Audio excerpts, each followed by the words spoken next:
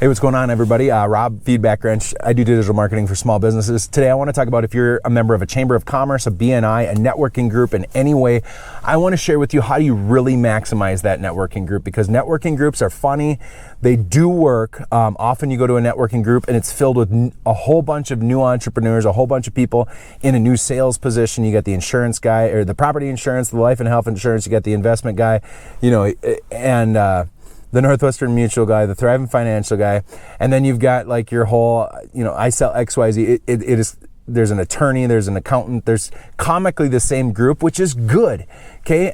If you're a part of this and you want to maximize your Chamber of Commerce, what can you do as a Chamber of Commerce or a BNI group or any networking group to absolutely amplify the relationship that you have? If you're looking for ideas, marketing ideas, how can a Chamber of Commerce help each other? How can a networking group work together to grow your business? There's one thing that you can do that is superior to almost everything else out there, and you don't often think about it. Now, first of all, you should definitely connect with everybody. You should understand the value proposition that each client or each peer has out there, every other business. Understand their business deeply. Have a genuine curiosity about two things: themselves as people. Understand their world, hear their story. They're meaningful, they matter. I'm corny Christian boy. I think they matter to God. They should matter to you. You're supposed to love God, love others. Pay attention to people, right? That doesn't mean waste your time, but that means pay attention to the people around you. Get to know their personhood, and then professionally, move the ball down the field professionally. You cannot go do prospecting to them. You cannot pass up somebody simply because they're not a sale opportunity. There's going to be all sorts of people that tell you, don't waste time on people that cannot benefit your business. Just move on and get to the next one. No. What I would say is you need to commit to your prospecting numbers. You need to ask a certain amount of times. You cannot spend hours with people that aren't going to help you head upward and forward.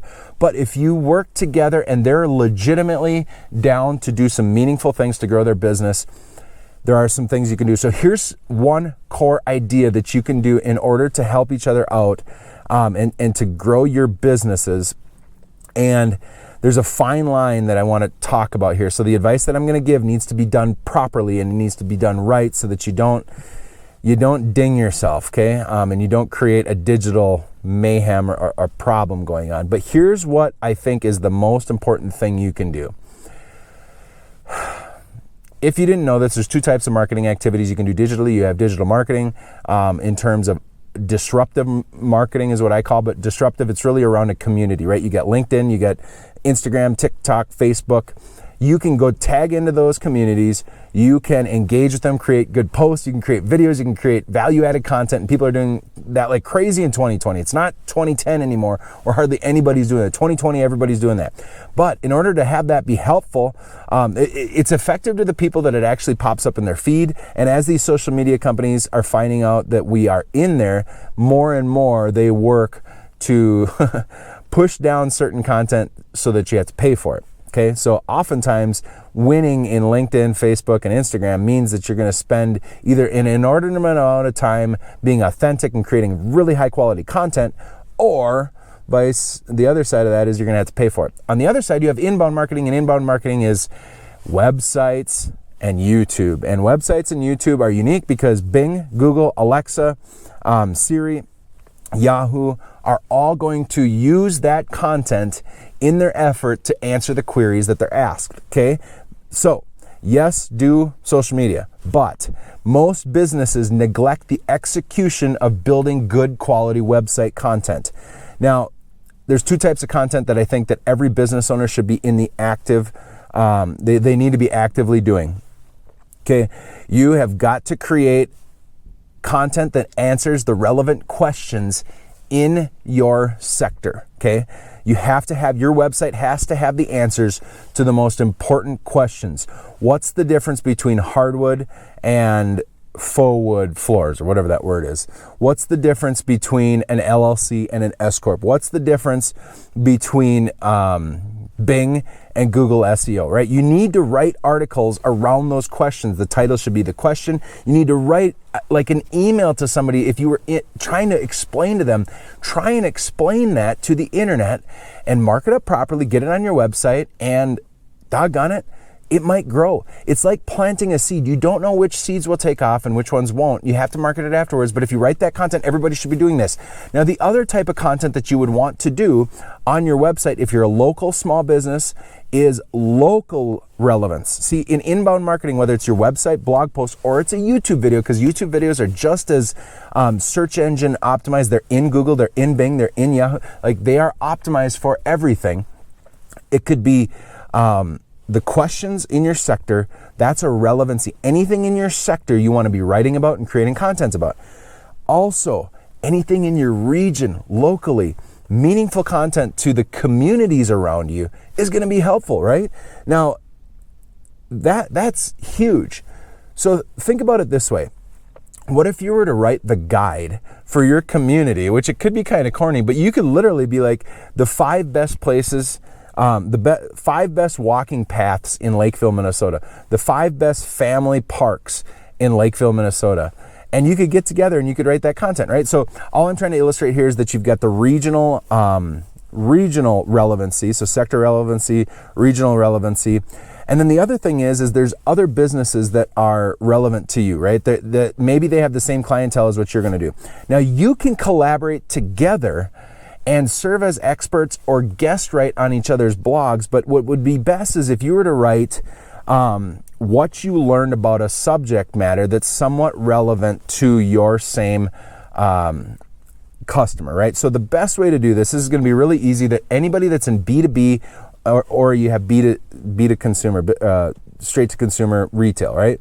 So you have consumer and you have business to business.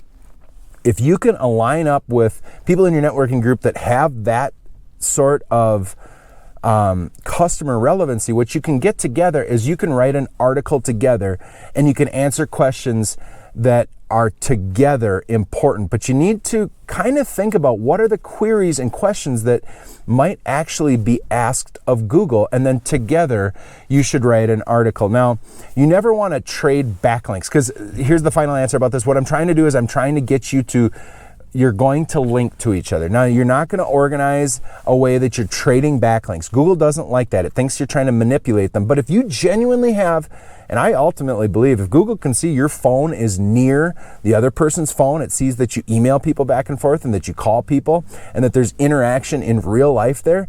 And if you were to come together and collaborate on a piece of content that helps every business owner understand investments, insurance, and taxes. So you've got your investment, your P&C insurance, and your tax guy, and those 3 together are each taking a section and you're writing it, and in there you have a hyperlink over to your own website. Don't manipulate it. Just say, just be honest about what it is. And what will happen is if each of you kind of do that back and forth to each other's content, now you should never have pieces of content kind of mutually linking to each other. If you write one, you shouldn't write the same thing on the other site, but you want to send little votes of confidence to the people that you have confidence in, and helping create hyperlinks, backlinks in good content. So they're serving as an authority in this subject, and it's almost like you're citing them as a reference to a piece of homework that you wrote for college. That's what you're trying to do. If you do that with the people that are in your chamber, if they're in your BNI and you're looking for ideas on how to help each other, that's a huge thing. That would be absolutely worth it. Now, here's the last thing. Here's a second idea. Google reviews. We get really weird about Google reviews and asking for Google reviews. But you know what's funny? I'm about to walk into a Kowalski's here with a Starbucks, and when I walk out, Google's going to ping me and say, how was Kowalski's, right? Now, I think hyperlinks are a little vote of confidence. I just talked about backlinking. Hyperlinks from your website to another website is a little vote of confidence in that other organization. A Google review is a vote of confidence that you're giving to another company. So people will often ask, should I only give reviews to businesses that I have done business with? Or people will often get stuck at, not that many reviews, because what they're not doing is they're not being liberal enough with the way that they ask for reviews. So one thing you can do is, if you have an authentic relationship with another business owner, if you've seen them working and serving clients, if you absolutely 100% trust them, if you authentically will put your seal of approval on that other business, but you haven't necessarily been in the market to do it, then you can write a review for them, okay? But when you write the review, Be completely honest about it. Don't manipulate, don't lie, but all of us can be a little more liberal in conveying, you know what, I've worked with John, and John owns the school bus repair shop down the road. And although I don't own a school bus, I genuinely know that he's been in business for a long time here. I trust him in how he operates. I know some of his customers. I've met some of his customers. He's definitely worth a conversation if you're trying to get your school bus repaired. I'm telling you, those two things, collaborate on meaningful, good inbound content. And that can be what was a blog post. It could be a YouTube video. And the second thing is collaborate with Google reviews, but do not trade reviews. Do not do this in a fake way. I would hesitate at all. You cannot lie, cheat. Don't do that. You'll wreck everything for both businesses. But honestly, if you trust someone, that's what a Google review is. And if you don't lie on it and you write it out thoroughly and you explain it, that's an honest thing that I think the public needs to know, that there's a vote of confidence that you guys trust them. So good luck in everything that you do. God bless. If you like this video, like and subscribe. If we're on the podcast, which I'm going to be ripping some of this audio, we'd love to have you like us. And good luck. Thank you.